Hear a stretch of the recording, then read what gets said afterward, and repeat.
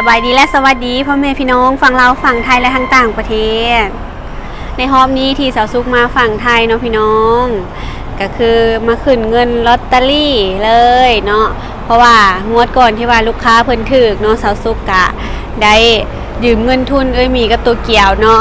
เอามาให้ลูกค้าเพิ่นก่อนเพราะว่าเพิ่นถึกเขาอยากให้เพิ่นถ่าโดนอยากให้เพิ่นได้เงินโซกเงินแห้งเนาะเพิ่นถึกรางวัลที่5ดีใจนะเพิ่นหลายพี่น้องลอตเตอรี่ทุกครั้งที่สาวซุกรับไปขายก็คือเอาอยู่ห้านใหญ่นครพนมเลยเด้อพี่น้องเป็นห้านที่ว่าถูกสโลกกับเฮาเนาะแบบว่านครพนมก็แตกไปหลายงวดเลยได้พี่น้องบอนเฮาเอาก็ถือว่ามีสิทธิ์เข้าหลายรางวัลใหญ่เนาะวันนี้ขอให้ถูกรางวัลแบบใหญ่ขึ้นไปเรื่อยๆเป็นรางวัล2 3ก็แห้งดีพี่น้องเลยถ้าถึง1แห้งสุดยอดไปเลยเนาะสาวซุกนะยังให้พี่น้อง FC หลายๆท่านเนาะที่เพิ่นอุดหนุนลอตเตอรี่สาวซุกนะพี่น้องให้เพิ่นถูกนำเด้รางวัลใหญ่ๆเนาะยังให้พี่น้อง FC ถูกนำหลายๆท่านเลยในการมาฝั่งไทยครั้งนี้เนาะสาวซุกก็ดีอกดีใจหลายๆ PFC ใจดี PFC ตัวยงของเฮาเนาะเพิ่นก็บ่ปะบ่ทิ่มพี่น้องเพิ่นจำวันเกิดน้องขวัญข้าวได้เสยเพิ่นว่าสาวซุกไปฝั่งไทยยังให้สาวซุกไปเซอร์ไพรส์วันเกิดน้องขวัญข้าวเพิ่นว่าเนาะเพิ่นก็ได้โอนเงินให้สาวซุกเนาะพี่น้องจำนวน 4,000 บาทเนาะแล้วก็ให้น้องขวัญข้าว 2,000 บาทเด้อเพิ่นว่ามาเซอร์ไพรส์วันเกิดเนาะแล้วก็ให้สาวซุก 2,000 บาทพอดีสาวซุกอะได้เป็นค่ารถมาฝั่งไทยเนาะดีใจหลายเนาะขออวยใส่ให้พรใน PFC เพิ่นหาเงินคำให้โชคให้มานให้ร่ำให้รวยขึ้นกว่าเก่าเด้อเดินทางไปมาทางใดขอให้ตลอดปลอดภัยทุกเส้นทางขอให้เพิ่นเฮงๆรวยๆเด้อขอให้ถึกรางวัลที่1เนาะดีใจหลายๆเนาะ PFC เพิ่นนะพี่น้องแบบเอ็นดูสาวซุกตลอดเลยป้าวันนี้สาวซุกก็สิไปขึ้นเงินเนาะพี่น้องเฮากับมาฮอดหานที่สิไปขึ้นเงินแล้วเก็บใส่ถุงมาอย่างดีเนาะขึ้นเงินรางวัลที่5เนาะรางวัลที่ใหญ่ที่สุด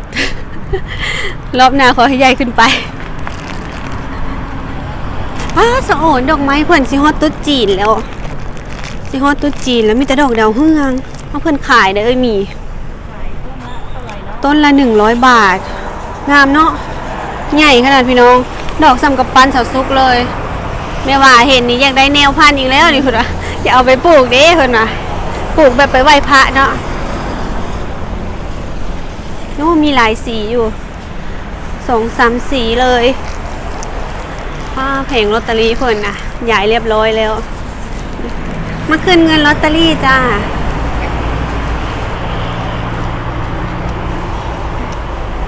ใบนะคะแม่นจ้าสลากการกุศลทั้ง2 ใบนะคะแม่นจ้าหักเปอร์เซ็นต์จักบาทจ้ะเดี๋ยวแป๊บนึงรางวัลที่5กับเลขท้ายรางวัลที่5สลากการกุศลนี่รางวัลที่5 20,000 บาทจ้ารางวัลที่5การกุศลรางวัลที่5 20,000แล้วดูช่อง 20,000ช่องสูงโอ้ตรงนี้หัก350 บาทหัก350จ้าแล้วก็ 2,000 เนาะจ้ะตัวนี้35 บาทโอเคจ้า350บวกอีก35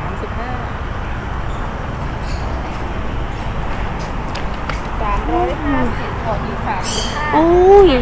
เลขดังนะคะจ้าเอาเงินสดหรือโอนเอาเงินสดจ้ะสดนะคะมี385 บาท385 บาท400ก็ได้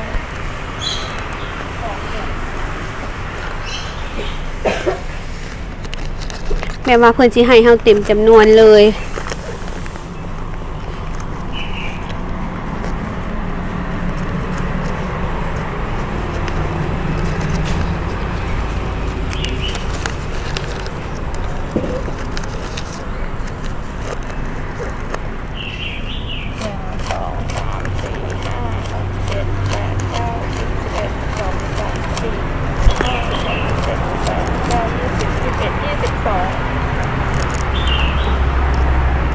มีเซลเรียนให้เพิ่น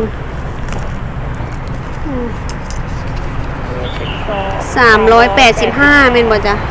80 85นับก่อนนะจ้า 22,000 บาท 2 3 4 5 6 7 8 9 10 11 12 13 14 15 16 17 18 19 20 21ครบจ้าขอบคุณจ้าสาวสุกะขึ้นเงินเรียบร้อยแล้วเนาะพี่น้องเพิ่นฮักเอาภาษีเป็นแบงค์ย่อยน้ำเฮาให้เพิ่นแล้วก็เพิ่นจ่ายมาให้เฮาเต็มจำนวนมันจึงบ่คิดรายยากเนาะพี่น้องมาขึ้นเงินลอตเตอรี่รอบนี้ถือว่าคือ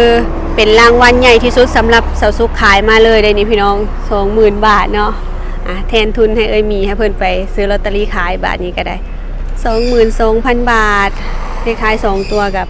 รางวัลที่5เนาะงวดหน้าให้ได้จับเป็นตับเนาะให้พี่น้อง FC เพิ่นโอ้ยพี่น้องเอ้ย ยับเป็นก้อน12 เนาะ ป้า ป้าเพิ่นว่าคันถึก12 ล้านบาทเพิ่นสิแบ่งให้สาวสุกล้านบาทเพิ่นว่าโอ้ยอันนี้หัน PFC หลายท่านได้เว้านะเพิ่นว่าถ้าถูกนั้นให้สาวสุกไปเลยล้านบาทโอ้ยสาธุพี่น้อง FC ถึกสาวสุกกะดีอกดีใจนำหลายๆพี่น้องเอ้ยขอให้เพิ่นถึกเนาะเพิ่นถึกก็ซ้ำเฮาถึกเฮาดีใจนำแบบจนห้องบ้านแตกกูแหละ ขนาดถึงรางวัลนี้เนาะสาวสุก็ยังแบบกรี๊ดนำเลยเนาะพี่น้องดีใจความดีอกดีใจเฮากะยังให้เพิ่นได้โชคได้เฮงเนาะซื้อลอตเตอรี่นำเฮาก็ได้พี่น้องเอ้ยแต่ก็เสี่ยงโชคพอประมาณเนาะเสี่ยงโชคแบบพอได้วัดดวงเนาะพี่น้องบ่ให้แบบเดือดร้อนเพิ่นว่านะ คนที่ถือกันดวงจังไดก็ต้องถือ แม่นถ้าว่าคนสิถูกบ่ยากซื้อใบเดียว2ใบ3ใบมันก็ถูกเนาะพี่น้องมันก็เข้าก็ลองเสี่ยงไปพอแบบวัดดวงหั่นนะเพิ่นว่าเนาะทางฝั่งลาวเฮาก็มักเสี่ยงโชคเสี่ยงดวงคือกันสาวสุกเอามือขายก็หมู่คู่นี่แหละพี่น้องก็ซื้อคนละใบ2ใบเนาะพอได้เสี่ยงโชคเสี่ยงดวงป้าพี่น้องสาวสุกหายก็ได้ยินไอ้นางเพิ่นว้าว่าน้องขวัญข้าวเนาะเพิ่นนั่นจับลอตเตอรี่ให้คุณตาเพิ่นเนาะบ่ฮู้ว่าเพิ่นไปเห็นอยู่ไสแหละเลยน้องขวัญข้าวน่ะไปดึงเอาลอตเตอรี่ให้คุณตาเพิ่นบาทนี้ลดรางวัลเข้าพี่น้องว้าตะรางวัลที่3เราสู้กับบ่ฮู้ว่ารางวัลที่3เท่าใดจนไปเสิร์ชเบิ่งเมื่อกี้นี่แอปสแกนหั่นน่ะพี่น้องเพิ่นว่ารางวัลที่3รางวัลละ 80,000 บาทเนาะอันนี้น่ะบ่อายเพิ่นโทรมาลิ้นนำไว้นางเพิ่นเว้าสู่ไอ้นางฟังเดี๋ยวเฮาได้ไปหาน้องขวัญข้าวจึงสิถามเพิ่นเนาะโอ้ยดีใจนำเพิ่นเด้น้องขวัญข้าวเพิ่นกะเนาะให้โซคุณตาคำคูณเถอะเด้น้องขวัญข้าวเพิ่นรักคุณตาเพิ่นเถอะได้พี่น้องเอ้ยจับลอตเตอรี่ก็ยังแบบโอ้ยเข้าสู่รางวัลที่3พุ่นน่ะถ้าเข้ารางวัลที่1นี่จักสิซ้ำได้พี่น้องเอ้ยรางวัลที่3นี่ก็โอ้ยสุดยอดแล้ว 80,000 บาทเนาะว่าได้จักใบกันแท้นะโอ้ยจับให้พ่อในเด้องอนหน้าเนาะน้องขวัญข้าวหมออ้ายก็เสี่ยงโชคคือกันพี่น้องวันละใบ2ใบให้ลูกเพิ่นจับให้ถึงรางวัลเนี่ยกูว่าเนาะบ่อายกะมักเสียงโซกบางเทื่อกะเซตมาซื้อน้ำน้องอยู่ได้บ่อายงวดเมื่อกี้นี่นะที่แรกนั่นคิดว่าบ่อายบ่ถูกว่าซั่นรางวัลที่5นี่นะเพราะว่าร างวัลที่3บ่รางวัลที่5อันที่ว่าเพิ่นเซตซื้อน้ำสาวสุกหั่นนะคือเพิ่นเซตไปซื้อพร้อมกันกับอันเวยขันเซตไปแล้วบ่อายว่าเอา46ว่าซั่นเวยขันเอา47แบบเสร็จมาซื้อเวลาไล่เรียกกันเลขกันเรียงกันนะแหละตอนเห็นนะแบบคิดว่าบ่อายหรือว่าไผเนาะว่าซั่นคือคุ้นๆนะว่าเลขนี่มาแล้วบ่แม่นโอ้ยบ่อายเอา46 บ่ฮู้ว่าเพิ่นพันบ่หรือว่าจังใดพี่น้องเอ้ยเพิ่นก็เอา46เกือบ ยังเลขเดียวด้วย แม่นเพิ่นก็บ่เอาว่า46 47เนาะคันว่าพันหั่นนะยันว่าชื่อบ่แม่นหั่นนะตอนนี้ก็บรรยากาศเที่ยงๆด้วยนี่พี่น้องสาวสุกกะสีหาอย่างเนาะไปเซอร์ไพรส์น้องขวัญข้าวเดี๋ยวปรึกษามีนางก่อนเนาะเพิ่นคือสิดีใจพี่น้องเพราะว่าวันเกิดปีนี้ค่ะพ่อเพิ่นกับแม่เพิ่นก็บ่อยู่เด้พ่อเพิ่นกับแม่เพิ่นนะน่าสิมาประมาณสิ้นเดือน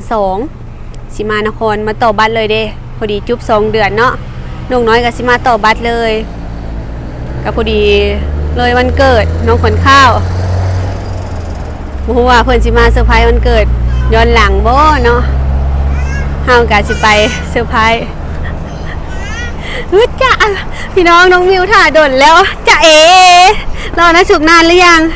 ไปวันนี้ไปกลับบ้านเนาะกลับบ้านเนาะกลับบ้านเนาะจะลงมาหานะสุกไหมครับอยากลงเลยค่ะป้าพี่น้องความเก่งเลยอยากลงมาหานะสุกครับป้าลุงก่อนสวัสดีครับน้องมิวเองครับป้าลุงกำลังเฮียนเว้าฮัดเว้าเด้อพี่น้องร้านสาวซุกนะนี่มาดูดอกไม้ดูดอกไม้สวยทูจ้าก่อนทูจ้าเอาไปไหว้พระทูจ้าอยากซื้อเมื่อประดับเด้เนาะดอกดาวเฮืองให้ความเจริญรุ่งเรืองเพิ่นมักซื้อไปประดับไหว้ตรุษจีนไปกลับบ้านเนาะกลับบ้านกันค่ะพี่น้องรอบนี้หันมาอ้ายเพิ่นก็ฝากของมาให้แม่ว่าเลยพอดีสาวซุกก็สิได้เอาของกลับคือว่าประมาณว่ายาเนาะจักยาอีหยังเดียวแม่ก็สิแกะเบิ่ง ปลูกแบบนี้ก็ได้กินเฉยเนาะ พี่น้องสาวซุกขี่รถมาพอดีมาจอดรถอยู่แคมทางนี้เฮาว่าสิไปเบิ่งอาหารทะเลเนาะมาเห็นดอกอันหยังก็ลืมชื่อแล้ว ดอกพวงคาม ดอกพวงคามเนาะที่ FC เพิ่นฝากให้สาวซุกไปปลูกนะตอนนี้ออกเร็วอยู่บ้านสาวซุกหะออก3ซ่อ3พวงเนาะบัดนี้สาวซุกมาเห็นตัวที่เพิ่นออกหลายๆสิเป็นพวงใหญ่ประมาณนี้เลยโอ้งามอุ้ยโถแม่งผู้วะ แมงปู แม่งผู้โอ้ยพวงใหญ่งามเลยของสาวซุกนั้นยังพวงบ่ใหญ่มีจอดอกสมีนี่บัดเพิ่นอันนั้นแล้วสิใหญ่สมีบอกของเฮาเนาะ เพื่อนจะเป็นพุ่มลักษณะประมาณนี้เนาะ หลังจากเพื่อนเป็นดอกม่วงแล้วหางกระสีรู้ว่าเป็นดอกเขียวพี่น้องนี่บดสีม่วงแล้วเป็นสีเขียวบดสีเขียวแล้วก็ล่นสงสัยนี่โอ้งามเนาะเพื่อนก็บอกให้สังสุเพชรซุ้มให้เดี๋ยวเบาต้อมเพื่อนว่างเดี๋ยวให้เบาต้อมเพื่อนเฮ็ดซุ้มให้เนาะพี่น้องให้เพื่อนออกเป็นพุ่มหลายๆถ้ามันเป็นซุ้มมานะเพื่อนว่าสามารถนั่งเล่นได้เนาะสุดจะได้ถ่ายรูปให้มีส่งให้ FC ทุกคนถามให้เขาสุดปลูกแล้ว ดีใจพี่น้องเอ่ยเพื่อนก็เป็นจบดีไปเข้าสิไปเบิ่งอาหารทะเลเห็นกระเจ้ารีวิวลงเลยพี่น้องอาหารทะเลหอยแครงราคาถูกโล25 บาทหอยแครงขุยหอยแครงเลือดจะมีร้านที่ถูกในนครพนมมาแล้วก็อยากกินพี่น้องเอ่ยราคามันพอฟังลองไปเบิ่งหอยแครงเนาะ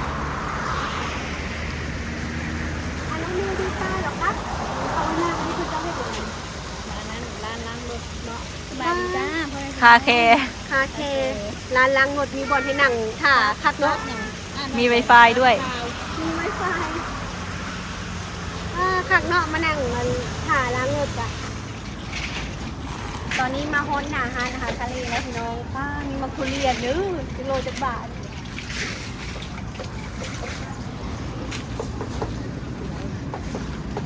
โลละ99 บาทอ๋อใหญ่10 กิโลคน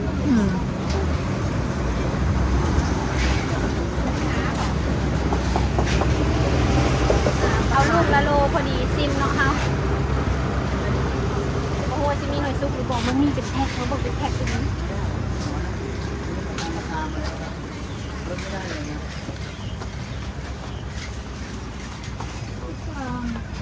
ฮะ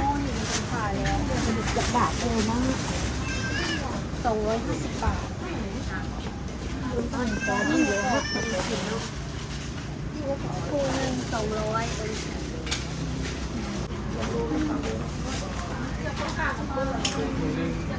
หอยคนแกะมันจะมีนะ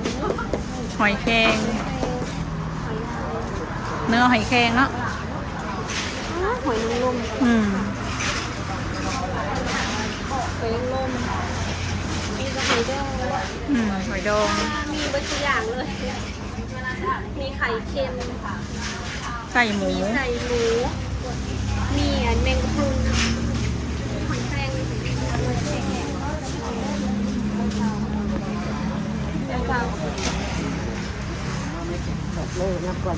หอยแมงผู้หาลูกน้อย ป้าหอยแมงผู้5 โล 100กันสกิดเลยพี่น้อง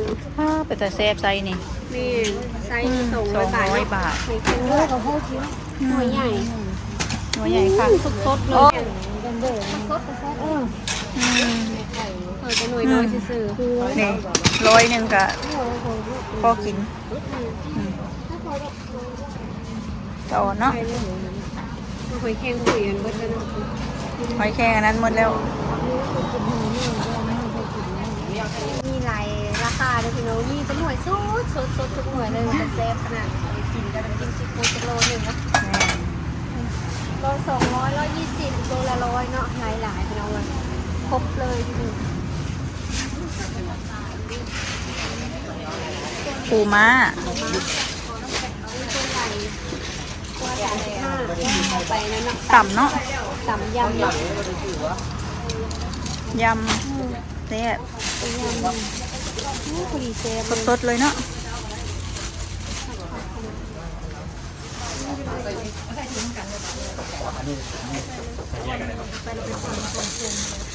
โซนนี้จะเป็นปลาหมึกพี่น้องสะโอนเนี่ย หมึก มีตัวงามๆสดๆเลย หมึกกล้วยหมึกทรายหมึกกระดอง อันนี้โลละ90 บาทเนาะเปิดไว้อย่างก็ข้างหมึกเนาะ บ่าวายมักซื้อไปย่างเลย 130นี่หนวดหมึกโอ้ยพี่น้องเลยสะโอนเห็นยังก็เป็นตะเซฟไปนะ มาเบิ่งกุ้งทางนี้ โอ้มีกุ้งขอโทษ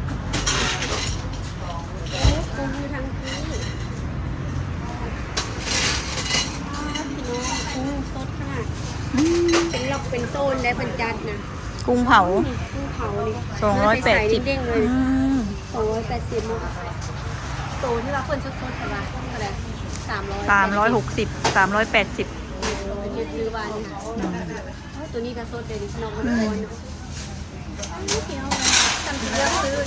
แม่ ปุ๊บขอเลือกซื้อก่อนแต่อย่างหนึ่ง2อย่างเลยถึงว่าอยู่ได้นานเนาะโดนๆมาทีหนึ่งขอกินของสดๆเต็มๆบาทน้องให้รางวัลตัวเองเนาะสำหรับที่นี้ขอตัวลาไปก่อนพี่น้องเป็นกำลังใจให้ครอบครัวจะสู้ด้วยกันในความโฆษณาเด้อสบายดี